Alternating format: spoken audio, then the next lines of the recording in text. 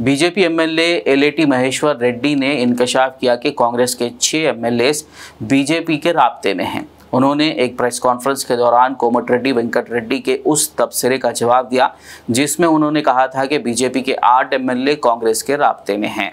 महेश्वर रेड्डी ने खबरदार किया कि अगर बीजेपी एमएलए को छुआ भी गया तो 48 घंटों में हुकूमत गिरा देंगे।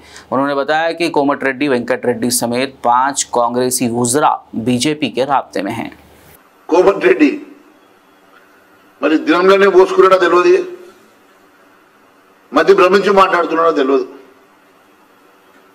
8 మంది బీజేపీ ఎమ్మెల్యే టచ్లో ఉన్నారట। అసలు నీ తమ్ముడికి టచ్లో ఉన్నాడో లేదో ముందు తెలుసుకో। నీ తమ్ముడే నీకు టచ్లో లేనట। పాపం తమ్ముడు భార్యకు టికెట్ ఎంపీ టికెట్ ఇస్తాను అధిష్టానం ఒప్పుకుంటే నువ్వే అడ్డుపడ్డావట।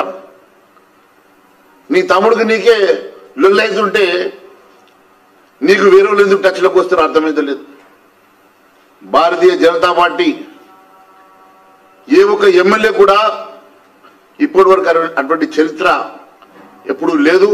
భారతీయ జనతా పార్టీ ఎమ్మెల్యేని ముట్టుకునే సాహసం ధైర్యం కూడా ఇంకోసారి చేయొద్దని చెప్పి తెలియజేస్తున్నా। మా ఒక్క ఎమ్మెల్యేను ముట్టుకుంటే బిడ్డ 48 గంటల్లో నీ ప్రభుత్వం ఊరిపోతుందని తెలియజేస్తున్నా।